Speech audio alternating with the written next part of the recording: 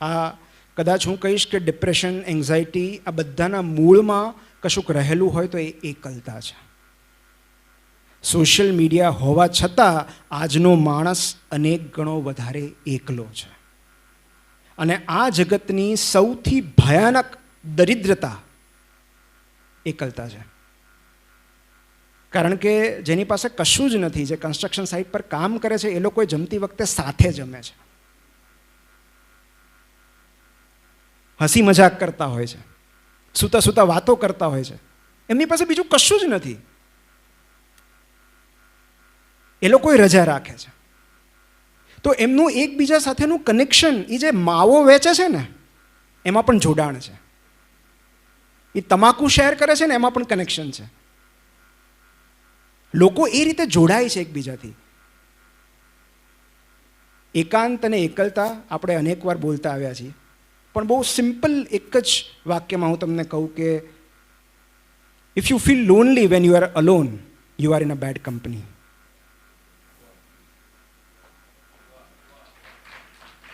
Actually આ સાત્રેનું વિધાન છે. જો તમે તમારી કંપની એન્જોય ન કરી શકો તો એકલતા છે. જો તમને તમારી જાત સભર લાગે છે તો એ એકાંત છે. પણ હું એટલું જ કહીશ કે આ વાત હું, કારણ કે મારા જેવો તો ઇન્ટ્રોવર્ટ માણસ મેં જોયો નથી જે માણસોથી દૂર ભાગે છે. મને બહુ જ ગમે સોલિટ્યુડ. મતલબ મને બર્થડે ગિફ્ટ કોઈ પૂછે તો હું કહીશ મને એકલો મૂકી દો, સોલિટ્યુડ આપો મને. મને એકાંત બહુ જ ગમે છે. હું આટલો એકાંત પ્રિય હોવા છતાં આ વાત હું કહું છું કે મને એકાંત ગમે છે એવું કહેવા માટે પણ જીવનમાં કોઈની હાજરી અનિવાર્ય છે.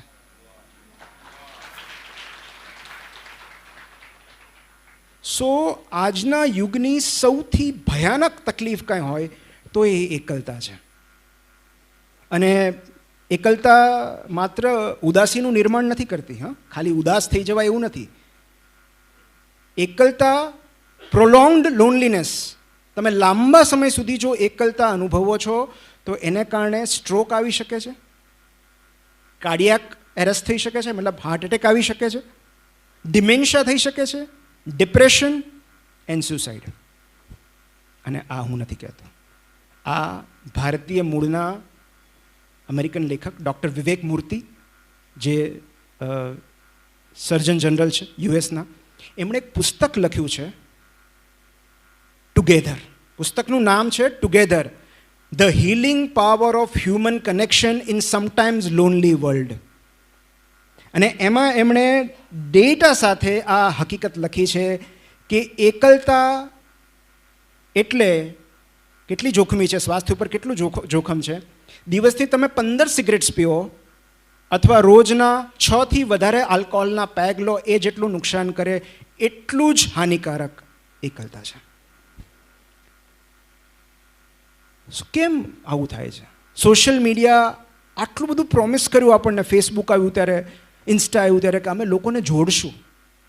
હકીકતમાં સોશિયલ મીડિયા આવ્યા પછી માણસ વધારે એકલો પડી ગયો છે.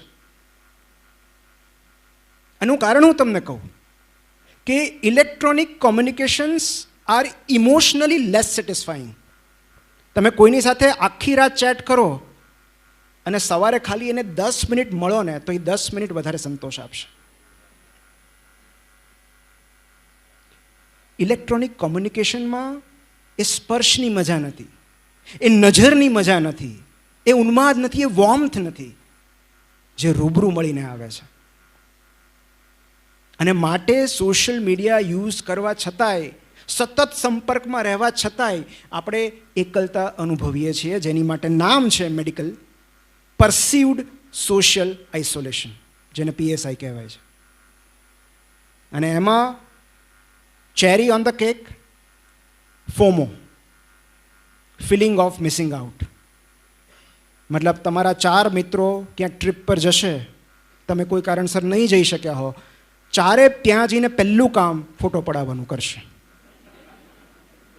બીજું કામ અપલોડ કરવાનું કરશે, ત્રીજું કામ એકબીજાને ટેગ કરવાનું કરશે, અને ઇન્સ્ટા કે ફેસબુક ફીડમાં સૌથી પહેલાં એ જ પિક્ચર્સ તમને બતાવશે. તો જે બાકી રહી સહી કસર છે એ AI પૂરું કરી નાખશે, અલ્ગોરિધમ્સ. જે તમારે નથી જોવું એ જ બતાવ્યા કરશે કે જો આ લોકો ફરવા ગયા છે, તું રહી ગયો. મતલબ કોઈ કાફેમાં આપણે ઘરે ઝઘડો થયો હોય સાયરામભાઈ, અને કોઈક આપણા મિત્રનું એન્જોઈંગ કોફી વિથ વાઇફી,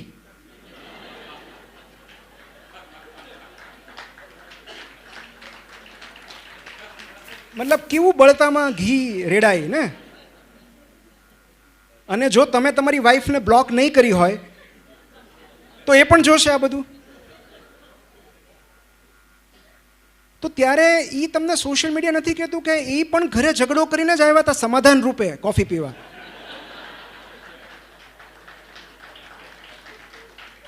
પણ એ એક આનંદની ક્ષણ કોકે ડોક્યુમેન્ટ કરી લીધી, થીજાવી દીધી, અને તમારા માટે એ કાયમી પીડા બની જાય છે. લોકો હંમેશા પોતાની આનંદની ક્ષણો, ઉપલબ્ધિઓ, સફળતા એવું જ બધું પોસ્ટ કરે છે. કોઈ પોતાનો ડર, પોતાની એકલતા, પોતાની મર્યાદા, પોતાની ઉણપો પોસ્ટ નથી કરતો. આ જગતમાં એવી કેટલીય નબળાઈઓ છે જે ક્યારેય ઓનલાઈન રજૂ નથી થવાની. તો આ કોઈકના ક્ષણિક આનંદનું એવું આભાસી અને ભ્રમિત ટેલર આપણે જોઈ રહ્યા છીએ કે આપણને એમ થાય કે આપણે ચૂકી ગયા, અને એ આપણને વધુ એકલતા તરફ ધકેલે છે.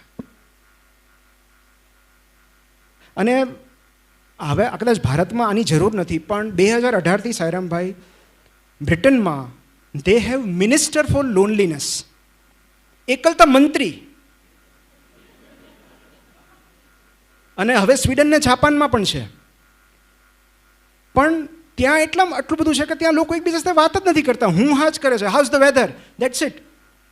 ત્યાં વાત પૂરી થઈ જાય. ત્યાં એ લોકોએ ચેટી બેન્ચીસ બનાવેલી છે. એટલે કે એક બાંકડો હોય પાર્કમાં, અને એની ઉપર સૂચના લખેલી હોય કે જો કોઈ અપરિચિત વ્યક્તિ સાથે વાત કરીને તમને આનંદ મળતો હોય તો અહીંયા બેસો. તમે ત્યાં બેસશો, થોડી વારમાં તમારા જેવી બીજી જ કોઈ વ્યક્તિ ત્યાં આવશે, તમારી સાથે વાત કરશે. આવી બેન્ચીસ રાખવી પડી છે પાર્કમાં.